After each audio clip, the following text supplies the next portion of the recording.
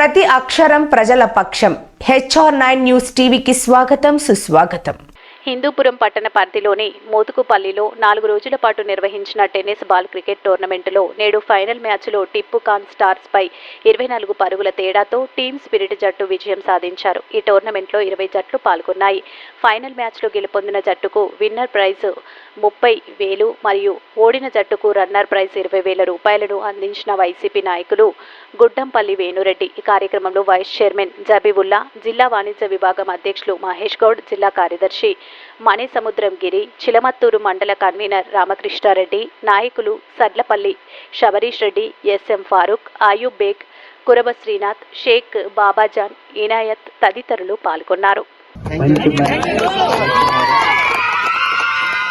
అలాగే మన రన్నర్స్ కూడా బాగా ఆడారు.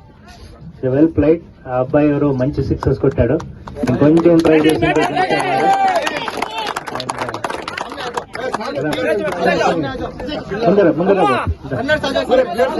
బాగా ఆడారు. Well try. సో మంచి గేమ్. నెక్స్ట్ టైం ఇంకా బాగా ఆడండి. Okay, all the best. Thank you.